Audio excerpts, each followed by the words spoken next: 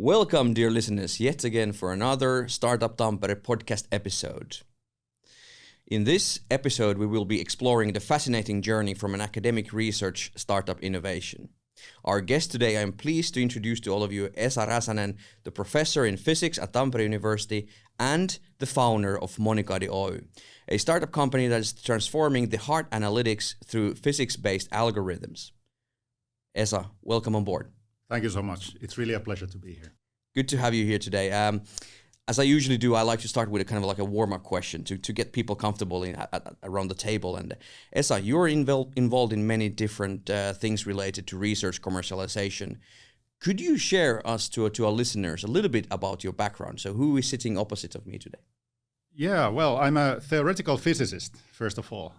So I studied theoretical physics at the University of Helsinki a long time ago. I did my PhD at Aalto University on quantum dots. So my background is in quantum physics, especially on electronic structure theories.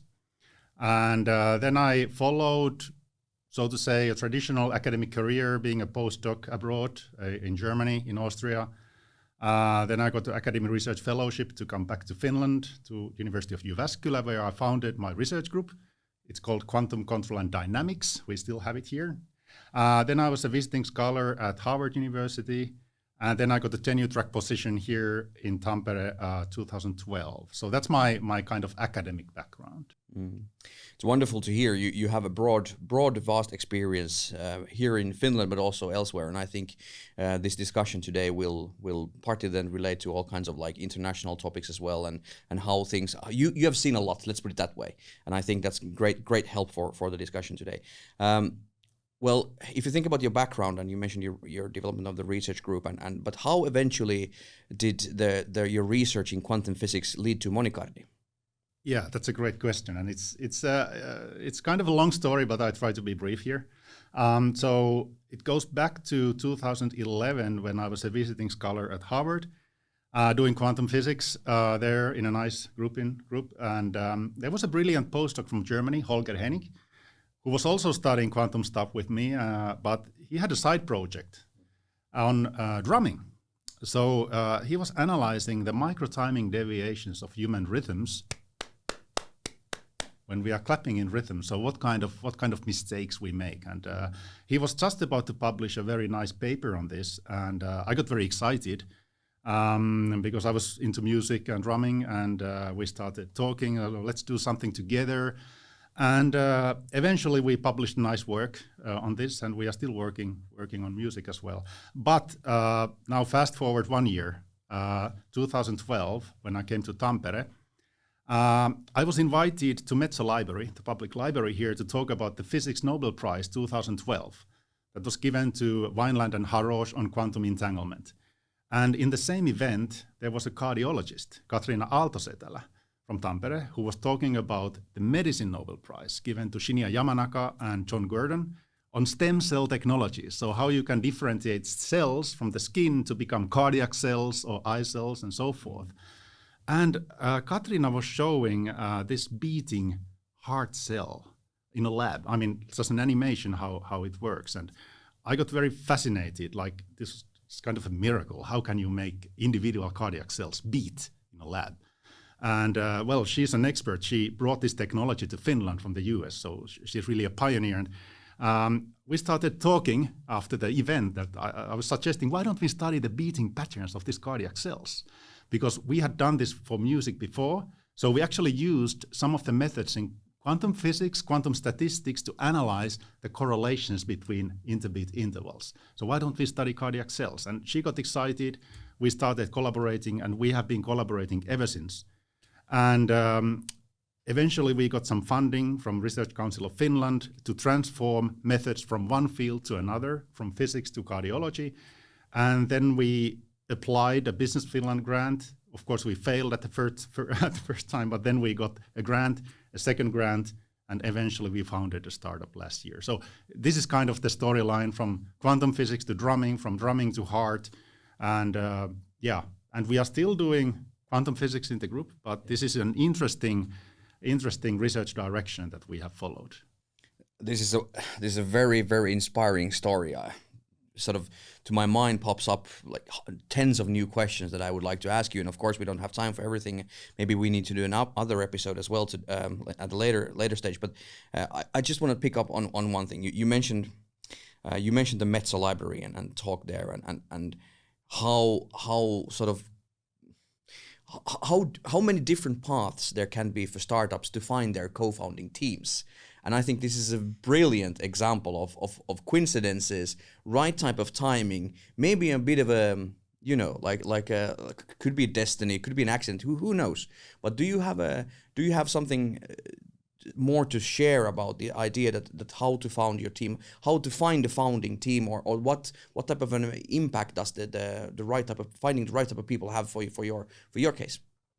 Yeah, this is a great question, and we know life is full of coincidences. If we think back, everything seems kind of logical afterwards, but when you go back and really think, it was just randomness. Yeah. And I think the main point is just to be open, curious, talk to people, collaborate in a positive way, be grateful, and I mean build getting friends. It's a lot about communications and also being open and willing to start new things. Regarding the team, I think that needs also a systematic approach. Typically, in a science-driven startup, you first have your technological and scientific co-founders with you, and then you try to find somebody with business experience and expertise. So this usually goes in a more systematic way. We can talk about this later as well. Can you just mention, like, you mentioned that in many science-based startups, you need, of course, the foundation is in science, and then you mentioned that you need to find your sort of person who supports and helps with the business side of things and develops that aspect. How do you find one? Like, is this also, of course, coincidence plays a role, sure, but is there ways? How do you see this aspect? Yeah, this may be difficult. I mean, for myself, it's been a struggle because I didn't have any experience or any friends in very few friends in the business world. So I was, I mean, in a scientific cave, so to say, like knowing many people from science circles, but being in this bubble, academic bubble, and then you simply need advisors, innovation services, the startup community can help you there if you don't know anyone beforehand. So it may not be easy. It may not be easy. But and we probably will be talking a little bit more about that later stage as well, about the role of innovation services and the support structure for startups. Let's go one step back to Monicardi again. So in kind of like in a nutshell, what does Monicardi do, and in which areas of business and research does Monicardi make an impact? Yeah, so Monicardi comes from monitoring cardiac health. So we develop algorithms and software to assess cardiac health from different angles, sports, wellness, and also risk prediction, detection of cardiac adversities and diseases.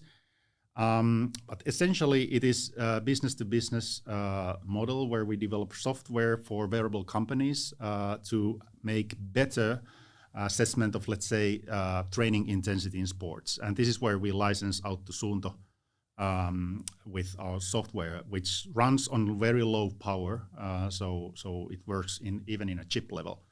And our main mission is really to tackle the cardiac problem in the world. It's the number one killer in the world. So 32% of all the deaths are due to cardiac problems. So, and still many people have wearables. So they measure themselves, but the tools and methods and software in these gadgets, they are often deficient in really going to the, let's say, clinical accuracy or sufficient accuracy in assessing the true cardiac health. And this is where we want to make, and we are making an impact with our algorithms. All right, and thinking about, you mentioned also earlier that you applied for the Business Finland funding and you failed at first, but then you eventually got it. That leads to me to think about, like, a little bit. We talked previously with the innovation service of university with Henna Paakino and Juho Väisänen, and they also explained about, like, the importance of the building a science-based startup takes a longer time. It's like a marathon almost to build that first tunicorn, as they mentioned. So to me, it feels and seems, and been following the different sort of spin-offs in here from the sidelines, been seeing how much it requires adaptation skills. You're able to modify and probably even pivot. And if I'm not mistaken, as in your case as well, there has been some pivoting on the line in the story, so to speak. Could you be able to share our listeners a little bit about the role of adaptation skills, modifying the concept and the business case, and then also eventually to pivot your case? Yeah. It's kind of a paradox that you have to be really, really stubborn with your ideas. You have to believe. You have to work on details. You shouldn't give up. But on the other hand, you should be able to adapt to the situation and learn. So our first business Finland application was so bad that we were not allowed to apply even. The pitch was so bad. so that was a disaster. But then a great learning experience. So the next time we really we also got a lot of support to the application, and we built a much better case, and then we got the funding. But still, we were not able to start a company after that project.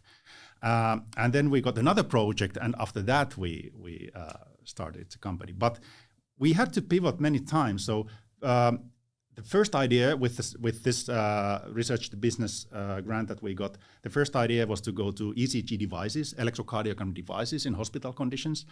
Right. Then we found that this is the market fit is not so great. It's really a long path. The regulatory pathway is huge. And then we changed the direction to pharma industry, like development of drugs where you need to do some ECG evaluations very carefully. And there was even a research study on this pivoting done by industrial management student in our university. So that was kind of the first pivot. But then when we founded the company after the second research to business project, this was not the direction to go. We pivoted again to sports and wellness, which is outside regulations. So and then Suunto got interested, and we actually were able to start the business because there was a customer and market fit. And finally, we never forgot the original ideas. We are now kind of pivoting back again to ECG and pharma, not in a way that we would neglect the sport and wellness aspect. We are working on that heavily, but we still work also on this ECG analysis and pharma in parallel, just to keep the options open. And that's very important to work in parallel, if it's possible with your technology, which is software in our case, so it really adapts to different use cases. That's actually very interesting. Also thinking about, you mentioned something like going back to the original idea and stuff. How do you keep yourself and your company, like, and this is kind of like a tip perhaps for all research-based startups. How do you keep yourself sort of up to date on the information? How do you need to find new team members? What type of what things are required to basically stay up to date in your field? You have to be in contact with potential partners all the time. You have to approach companies and people and listen and learn, and really be humble about how you can serve. And about pivoting is kind of two-dimensional. So you can pivot horizontally as we discussed, but you may also need to pivot vertically, meaning that, let's say you can do state-of-the-art plus X, and you want to do X because that's your main asset. It may be that the best business is still at the state-of-the-art. So the potential customer just needs somebody to do this known thing very well and effectively. And you may even need to do things below that. You just do it better, and it's easy for you, but if it's business, it's business. Yeah. So you have to have a different thinking in that way. And it's also interesting when you think about, I think this is a very fascinating topic, this pivoting aspect, and from both horizontal and vertical pivoting. And one aspect that also relates to what we talked earlier about, like how you find how coincidence plays a role. And another aspect that I think is highly important in business cases and business scene is timing. And you mentioned that people are I'm wearing a watch, you wearing a watch, like people have rings nowadays, all kinds of gadgets to follow up and data. And I think this is also yet another sort of aspect that is good to keep in mind, that takes time to build your startup, but also the world surrounding us is changing, ever changing. There's new ways of new technologies that are being taking place, but also like customers willingness or adaptation levels are different. Some are early adopters, for some it takes longer, and these sort of aspects. Have you seen in your case through Monicardi, have you seen this timing aspect and what type of a role it plays? Yes, we have. So it's important to learn the kind of the timing cycles of different industries. And usually the timing, everything is slower than what you expect. I mean, this is well known. It takes time. Things need time. So you have to find early on the kind of the market fit, so that you get quickly something to work on with the customer, and then you can still keep the long-term ideas there, and you should work on those in parallel, and then when the time is right, you can do your thing. And at all the time you have to kind of feed the other cycles with what you have in the other cycle, meaning that if you show something great with, let's say, with Suunto, you mention that to your let's say your pharma potential customers. We're already doing this in a different field. So you get credibility, and new opportunities may come. So of course, in the best case, if you have a science-driven startup, your assets, your IPR, your innovations are so important that this kind of quick evolvement is not killing you in the competition.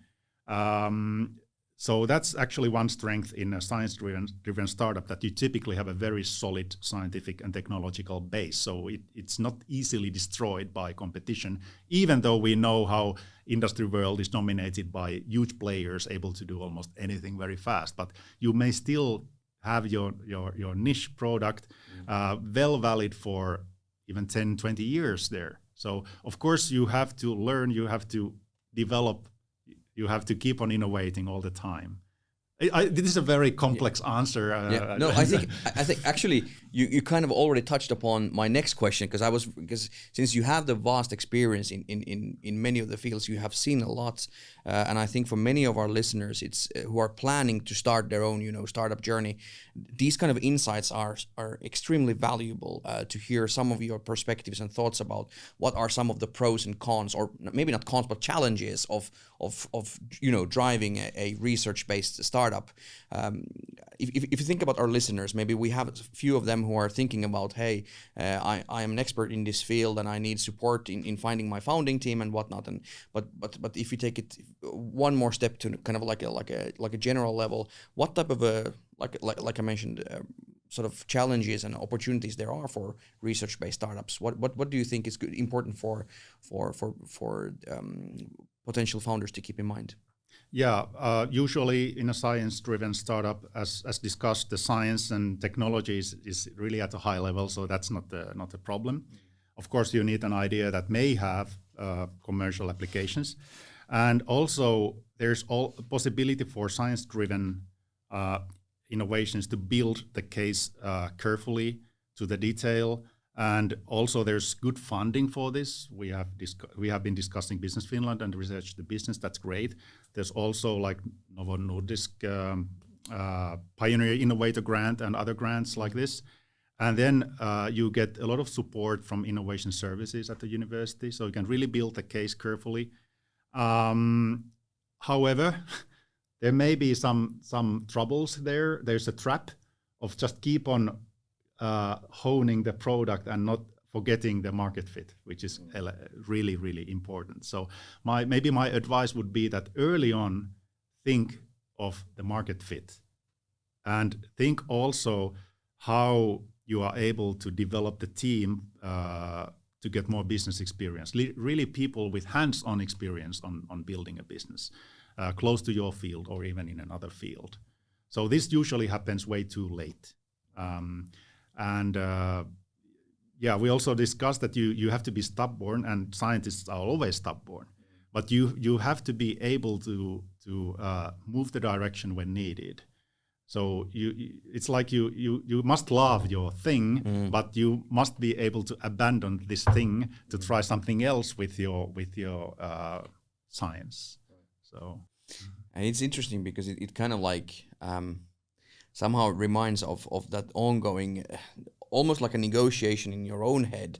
What is my priority at the moment, and in which stage, and so on. And if you think about many founders might feel that they're quite alone with many of the aspects, and in many cases, yes, it is after all the entrepreneur who needs to push forward their company. But you mentioned something interesting there. You mentioned something about the role of or that the support of you get from the for example, the innovation services at the university. If it talk a few words about that, how there could be different types of support for research-driven startups. In your perspective, what type of role does university as an institution play in the bridging the gap between science and entrepreneurship? It's really crucial. It's really the key to have any science-driven startups, and it must fill the full chain. And I think in Tampere this works exceptionally well, so that there is support from a very early stage, like how to test your idea coming from science. How to develop that idea towards, let's say, a commercialization project, or support in making an invention disclosure and maybe filing a patent. You get support to that, and then getting funding. So there's great support in building your application to Business Finland, for example. And then when you get the funding, and the success rates have been good at Tampere because of the training, because of the help. Then there's constant help also during the project, and also help when founding the company, like practical help. And at that stage, also Startup.Tampere, Business Tampere, other networks become more and more important, and you get peer support. So I think here there is really good path, and we also have great case examples in all faculties of our university, and I think we are only in the beginning. I think I've seen this for quite a long time now, and I think it's becoming better and better, if I dare to say that.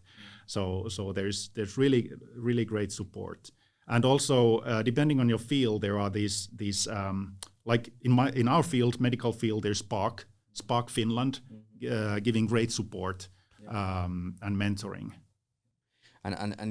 And it's good to hear that you also see the future sort of promising, and so do we. Currently we are moving forward here in Tampere with the development of the startup activities and support systems and mechanisms that we have here locally. But of course, nothing is perfect. We need to improve and develop. And again, I wanna sort of benefit from your experience in the field, and you've seen, like I mentioned already a few times, you've seen a lot, and you pivoted. You know your case. You've seen the surroundings. What type of support would even improve our local startup ecosystem, especially looking from your lens for the research-based startups?